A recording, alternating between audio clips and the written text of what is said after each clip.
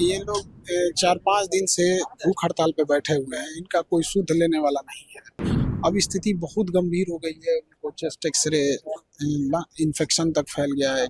कहीं न कहीं आयोग को अपनी भी साख बचाने की ज़रूरत है कि कुछ न कुछ तो आयोग को भी सोचना चाहिए कि कोई बच्चा बेचारा परीक्षा देने के बाद अगर 5 दिन से भूख हड़ताल पे बैठा है तो उसको कितनी दिक्कत होगी यहाँ पर।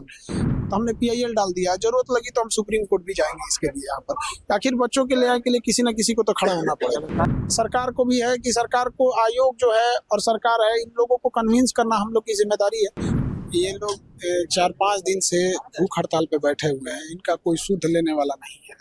अब स्थिति बहुत गंभीर हो गई है। उनको चेस्ट एक्सरे इन्फेक्शन तक फैल गया है। किडनी फंक्शनल रिपोर्ट बहुत नेगेटिव आ रहा है यहाँ पे। तो ये लोग एडमिट हैं। इन लोग को वहाँ इनका हिम्मत बढ़ाना है और कहीं न कहीं आयोग को अपनी भी साख बचाने की ज़रूरत है कि कुछ न कुछ तो आयोग को भी सोचना चाहिए कि कोई बच्चा बेचारा परीक्षा देने के बाद अगर 5 दिन से भूख हड़ताल पे बैठा है तो उसको कितनी दिक्कत होगी यहाँ पर। तो इसमें आयोग को भी सुनने की ज़रूरत है और हमने इस पे पीआईएल डाला है हाई कोर्ट में। परीक्षा खत्म हुआ उसके बाद ही हमने पीआईएल डाल दिया उसमें कि सभी जिलों के जहाँ-जहाँ परीक्षा हुए हैं उसके सीसीटीवी फुटेज को सार्वजनिक किया जाए। जब सीसीटीवी फुटेज आ जाएगा तो सारा चीज़ क्लियर हो जाएगा, क्या अफ़वाह है, क्या हकीकत है। और दूसरा जिस पे शक है उसका नार्को टेस्ट किया जाए। तो हमने पीआईएल डाल दिया, ज़रूरत लगी तो हम सुप्रीम कोर्ट भी जाएँगे इसके लिए यहाँ पर। आखिर बच्चों के न्याय के लिए किसी न किसी को तो खड़ा होना पड़ेगा।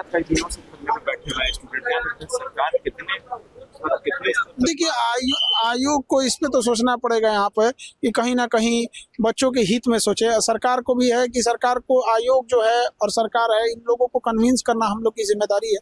हमारी कोशिश है कि इन लोग को कन्विंस किया जा सके यहाँ पे।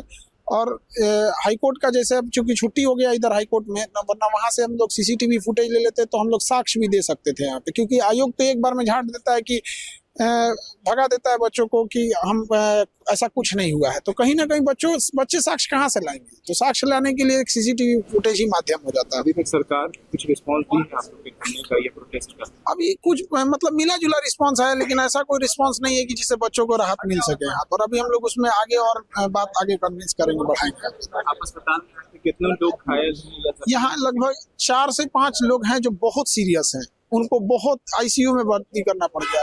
और बाकी 10 लोग हैं जो अब उनकी भी बीमार हैं, बट ये जो 4-5 है ज्यादा सीरियस है।